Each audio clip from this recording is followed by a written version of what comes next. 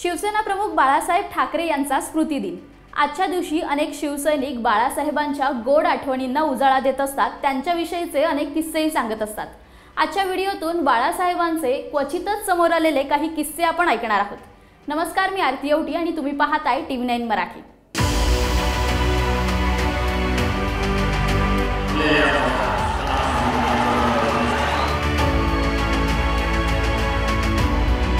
उत्कृष्ट नेता, निर्भीड पत्रकार आणि उत्तम वक्ता अशी बाळासाहेबांची ओळख। बाळासाहेबांना नवनवीन गोष्टी शिकायला फार आवडत असे।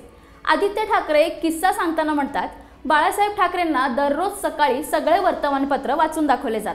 त्यातले इंग्रजी वर्तमानपत्रातले काही अडलेले शब्द ते लिहून ठेवत असत आणि मी म्हणजे आदित्य ठाकरे शाळेतून आल्यावर ते शब्द आदित्यांना ते विचारत।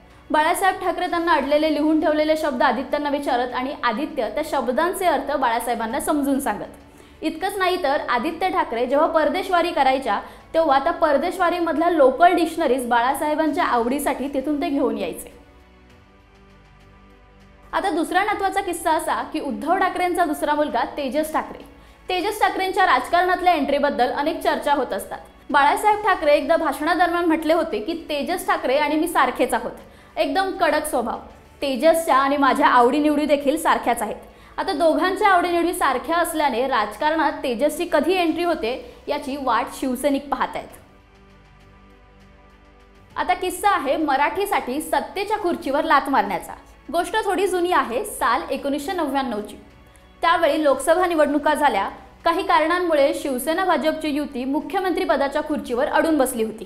त्यावेळी काहीच घडत नव्हतं, सह्या होत नव्हत्या, आमदारांना खेचणं सुरू होतं। त्यातच एके दिवशी दुपारी राज ठाकरे घरी असताना 2 गाड्या घरासमोर आल्या। त्या गाड्यांमधून प्रकाश जावडेकर, भाजपचे नेते आणि 3-4 शिवसैनिक गाडीतून बाहेर आले। राज ठाकरेंना बाळासाहेबांबद्दल विचारलं। त्यावेळी बाळासाहेब झोपले होते। राजकीय परिस्थिती गरमागरमीची होती। सरकार बनवण्यासाठी पक्षांच्या हालचाली चालू होत्या, त्यामुळे बाळासाहेबांना भेटणं गरजेचं होतं। मात्र राज ठाकरे म्हणाले ही त्यांची झोपायची वेळ आहे, ते काही उठणार नाहीत। त्यावेळी जावडेकर आणि शिवसैनिक म्हणाले, आपलं सरकार बसतंय, बाळासाहेबांना भेटणं गरजेचं आहे, तुम्ही एक निरोप द्याल का? त्यावर राज ठाकरे म्हणाले, होय। निरोप होता, आमचं दोघांचं ठरलंय, सुरेशदादा जैन हे युतीचे मुख्यमंत्री होतील, सगळ्यांनी ठरवलंय आमदार खेचून आणायचं, मग आपलं सरकार बसतंय। राज ठाकरे बाळासाहेबांच्या झोपण्याच्या खोलीत गेले आणि बाळासाहेबांना उठवलं। शिवसैनिक आणि जावडेकरांनी दिलेला निरोप बाळासाहेबांना दिला। बाळासाहेबांनी त्यावर लगेचच उत्तर दिलं, जाऊन सांग त्यांना महाराष्ट्राचा मुख्यमंत्री मराठीच बसेल, दुसरा कुणी बसणार नाही। आणि त्यानंतर ते झोपून गेले।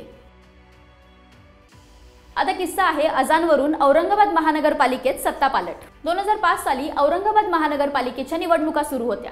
त्यावेळी सरकार होतं NCP आणि काँग्रेसचं। आता एकीकडे महानगरपालिकेच्या निवडणुका आणि सरकार NCP काँग्रेसचं, त्यामुळे त्यांच्यासाठी ही निवडणूक चुरशीची ठरत होती आणि प्रतिष्ठेची होती। पण तिथे गेल्या 15 वर्षांपासून शिवसेनेची सत्ता होती। पण सरकार स्ट्रॉंग असल्यानं आता शिवसेनेला ही सत्ता मिळते का, गड राखला जाईल का अशी शंका अनेक शिवसैनिकांमध्ये होती। आता या सगळ्या शंकेमध्ये मॅजिक ठरणार होतं बाळासाहेब ठाकरेंचं भाषण। भाषणाला सुरुवात झाली आणि भाषण मध्यापर्यंत पोहोचल्यावर अचानक अजान सुरू झाली। सगळे शिवसैनिक एकमेकांकडे बघू लागले। त्यावेळी बाळासाहेब ठाकरे काही सेकंद थांबले आणि त्यानंतर कमरेवर हात ठेवत एक बोट उंचावत म्हणाले, यासाठीच विचारतोय की तुम्हाला संभाजीनगर हवंय की औरंगाबाद? त्यांच्या या प्रश्नावर जोरदार टाळ्यांचा कडकडाट वाजला आणि शिवसैनिकांनी त्यांच्या नावाने घोषणाबाजी सुरू केली। याच बाळासाहेबांच्या सभेनंतर वातावरण फिरलं आणि शिवसेनेने 15 वर्षांचा गड राखला। औरंगाबाद महानगरपालिकेवर शेवटी शिवसेनेची सत्ता आली। तुमच्या आठवणीतले बाळासाहेब ठाकरे कसे आहेत, तुमच्या त्यांच्यासोबतच्या काय गोड आठवणी आहेत हे आम्हाला कमेंट बॉक्समध्ये नक्की सांगा।